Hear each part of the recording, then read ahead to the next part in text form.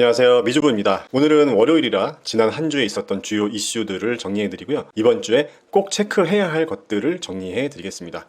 지난주에도 많은 기업들의 실적 발표가 있었죠. 구글 클라우드 사업 부분 실적이 시장의 기대에 미치지 못하면서 주간 하락률이 빅테크 기업들 중에서 가장 컸습니다. 지난 한 주 나스닥은 마이너스 2.97%나 하락했고요. S&P 500도 마이너스 2.42% 하락 마감했습니다. 다우지수도 에너지 기업들의 실적 부진과 금융업종 기업들의 약세로 마이너스 1.6% 하락 마감했네요. 지난주에 미 국채 수익률은 등락을 거듭하다가 소폭 상승 마감했습니다. 10년물이 4.85%, 30년물이 5.02%로 소폭 상승했네요. 장기국채 금리가 5% 선에서 고점을 찍고 하락해준다면 지금이 채권 투자의 가장 좋은 시기일 수도 있겠죠. 지난주 24일에 빌 에크먼이 국채 공매도를 청산했다는 소식도 전해드렸는데요.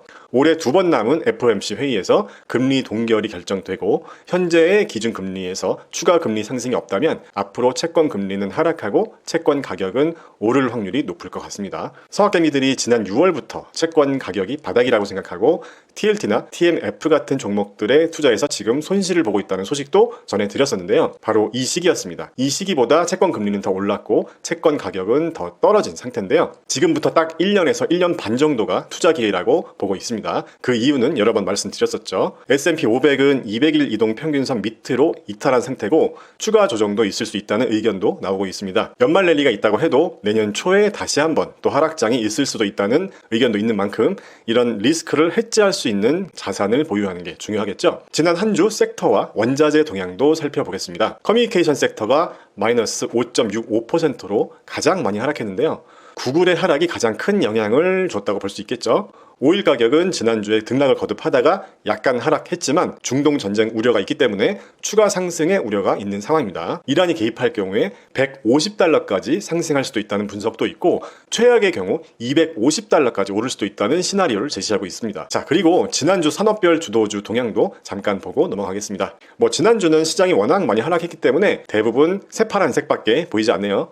지난주에 방산주 쪽에 RTX의 상승이 눈에 띄는데요. 8.25%나 상승했습니다. 지난주에 실적도 잘 나왔고요. 그리고 100억 달러 규모의 자사주 매입을 발표하면서 주가가 크게 상승했네요. 자, 지난주에 테슬라 실적이 기대에 못 미치면서 테슬라 투자자들이 지쳐가고 있다고 합니다. 테슬라 3분기 매출액은 전년 동기 대비 9% 늘었지만 영업이익이 문제였어요. 영업이익은 52% 급감한 17억 6천만 달러였는데요. 실적 발표 이후에 테슬라 주가가 많이 빠졌죠. 가장 큰 이유는 바로 영업이익률 때문인데 차량 가격 인하로 마진이 줄어든 게 가장 큰 이유겠죠. 전년 동기 17%를 웃돌았던 테슬라의 영업이익률은 7.6%까지 감소한 거죠. 테슬라를 제외한 3분기 다른 글로벌 완성차 업체들의 평균 영업이익률이 7.5%라고 해요. 토요타는 10.2%고 현대차는 9.3% 정도니까 자, 이 부분에서 시장이 많이 실망한 거죠. 월가에서는 테슬라가 평범한 자동차 회사가 된 게 아니냐 이런 냉정한 평가도 있었고 테슬라에 더 이상 장밋빛 미래는 없다 라고 하면서 판매량 성장 전망이 불투명하고 이익률도 계속 압박받는 이 부분이 안 좋다고 부정적이라는 평이 이어지고 있고요. 반면에 긍정적인 얘기도 있습니다. 테슬라가 배터리나 충전, 자율주행 소프트웨어 등의 공급 업체로 변할 가능성을 간과하고 있다는 겁니다. 테슬라를 자동차 회사로만 보고 평가하면 안 된다는 거죠. 자, 테슬라의 이번 실적에 대해서 여러분은 어떻게 생각하시나요? 자, 이런 상황에서 테슬라의 슈퍼겜이라고 해요. 이분이 이렇게 얘기했다고 합니다. 테슬라 주식을 10년 동안 사모았다는 분인데 지금 48,000주를 보유하고 있다고 해요.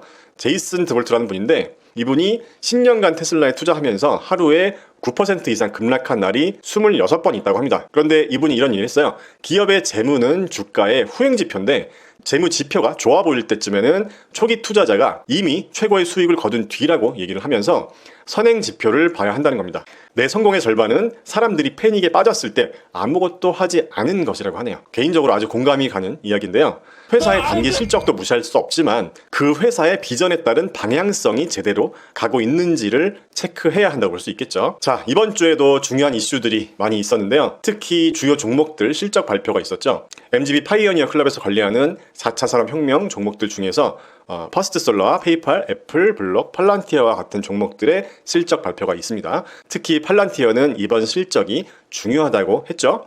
S&P 500 지수에 편입될지 여부가 결정된 중요한 실적 발표라고 할 수 있겠습니다. 그리고 이번 주의 하이라이트는 목요일의 FOMC 회의입니다. 이번에 아주 높은 확률로 금리 동결을 예상하고 있지만 파월의 연설에서 또 어떤 내용이 나오는지에 따라서 시장이 크게 반응하지 않을까 생각합니다. 아마 시장에서도 이번 주 FOMC 회의를 계속 주시할 것 같네요.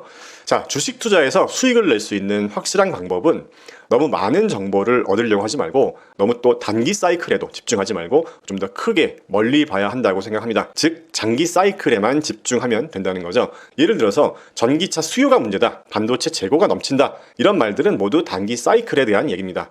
우리가 크게 보면 전기차 시장이나 반도체 시장 규모는 앞으로 점점 커질 것이라는 건 누구나 알 수 있는 거잖아요. 그리고 경기 사이클도 마찬가지입니다. 단기 사이클이 있고 장기 사이클이 있죠. 단기 사이클은 예상하기 힘들고 맞추기도 힘들지만 장기 사이클의 흐름은 상대적으로 예상하기가 쉽습니다. 그렇기 때문에 너무 많은 잡음에 휘둘릴 필요도 없고 우리는 큰 방향성만 잘 보고 가면 됩니다. 지금은 인플레이션을 지나서 경기 침체 구간으로 가는 경기 사이클이고요. 경기 침체 구간을 지나는 순간이 우리에게 다시 한번 큰 기회를 가져다 주겠죠. 그 기회는 지금부터 1년입니다. 준비된 사람만이 그 기회를 잡을 수 있겠죠. 오늘은 여기까지입니다.